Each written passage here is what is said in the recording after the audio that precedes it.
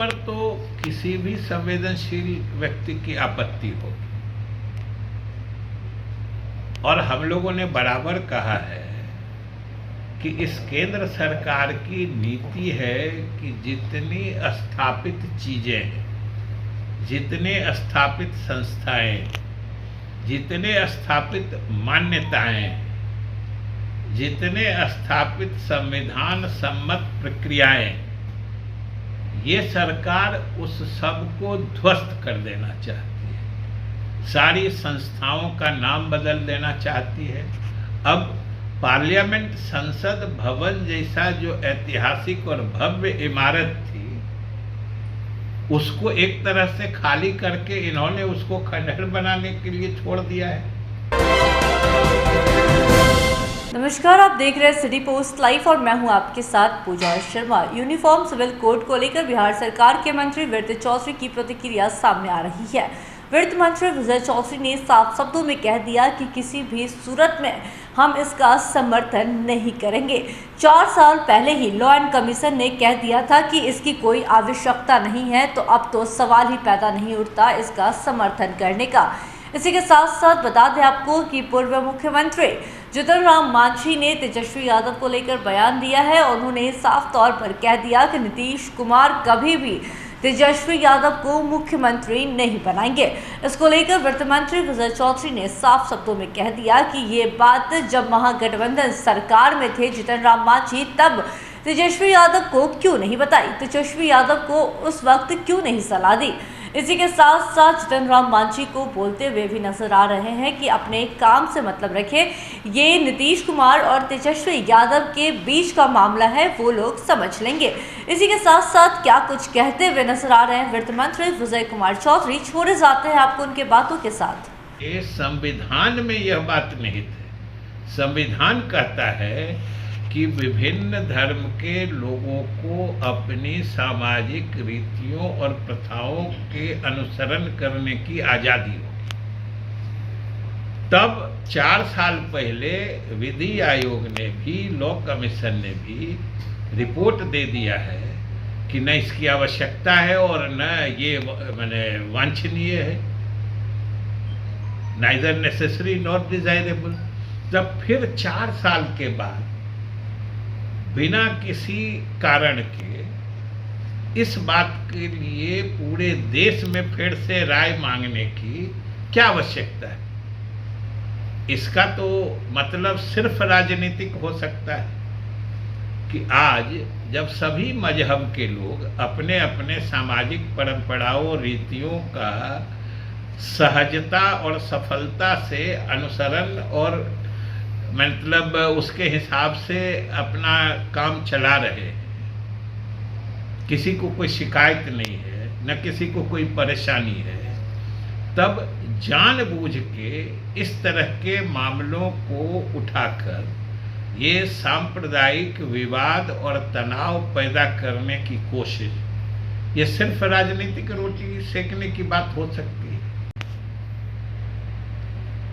समान नागरिक संहिता या यूनिफॉर्म सिविल कोड की जो बात आजकल जानबूझ के फिर से एक बार उठाई गई है, हम लोगों का तो स्पष्ट मानना शुरू से रहा है कि इसको समर्थन देने की तो कोई बात ही नहीं है। लेकिन ये बात भी तो इस देश की जनता देख ही रही है कि जैसे जैसे चुनाव नजदीक आ रहे हैं, तो भारतीय जनता पार्टी के द्वारा सांप्रदायिक ध्रुवीकरण के लिए इस तरह के मुद्दों को बढ़ाया जा रहा है।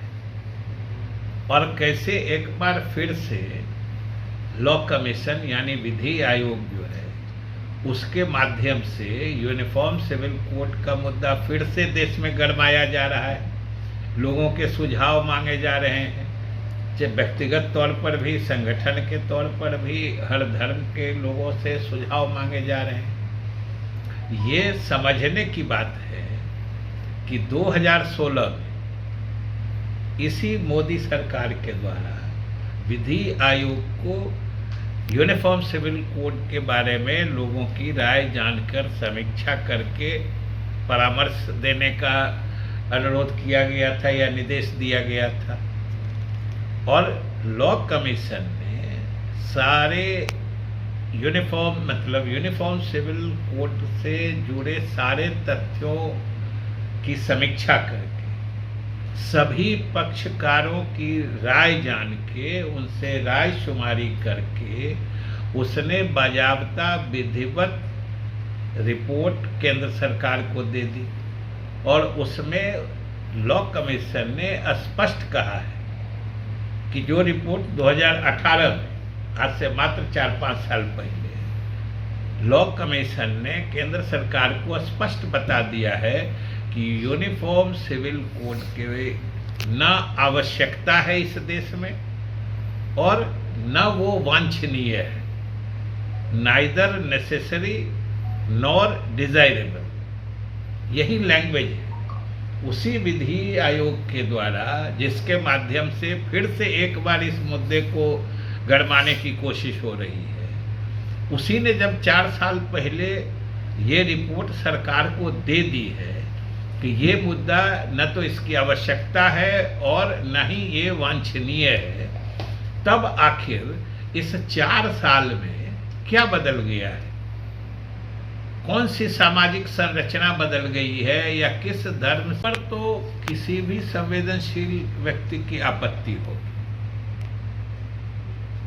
और हम लोगों ने बराबर कहा है कि इस केंद्र सरकार की नीति है कि जितनी स्थापित चीजें हैं, जितने स्थापित संस्थाएं, जितने स्थापित मान्यताएं, जितने स्थापित संविधान सम्मत प्रक्रियाएं, ये सरकार उस सब को ध्वस्त कर देना चाहती है। सारी संस्थाओं का नाम बदल देना चाहती है। अब पार्लियामेंट, संसद भवन जैसा जो ऐतिहासिक और भव्य इमारत थी, उसको एक तरह से खाली करके इन्होंने उसको खंडहर बनाने के लिए छोड़ दिया है। और वो तो एक तरह से भारतीयता या भारतीय इतिहास का प्रतीक थी, उसको छोड़ देने से आखिर ये क्या संदेश जाता है? इसका संदेश या अर्थ या इसके पीछे षड्यंत्र यही है कि सारी पुरानी चीजों को ध्वस्त कर दे, जिससे कि लगे कि ये सार सब कुछ 2014 के बाद से ही शुरू हुआ है। मैंने इस देश का इतिहास 2014 के बाद से बना है। इस देश को दुनिया के लोगों ने, भारत को जाना ही है 2014 से, ये साजिश है। जबकि लोगों को देखना समझना चाहिए। आज कोई एक देश आपकी तारीफ करता है तो अपने से ही पीठ थपथपाने लगते हैं। और भारत आज से 5-6 दशक पहले 120 देशों की रहनुमाई कर चुका है, नेतृत्व कर चुका है। पूरे देश में गुटनिरपेक्ष आंदोलन, पूरे विश्व में गुटनिरपेक्ष आंदोलन की अगुवाई किया है भारत, जिसमें 120 देश शामिल थे। आज 2-3 देश की बात आ जाती है, अगर कहीं एक मत होने की बात आ जाए तो भारी प्रशंसा होती है।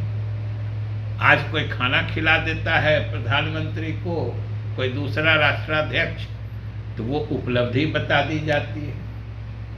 G20 की बैठक जो चक्रानुक्रम से होती है, रोटेशन से होती है, वो भारत का टर्न आया, भारत में हुआ, इसको बताया गया जैसे केंद्र सरकार की उपलब्धि है, भारत में हो रहा है G20 की बैठक।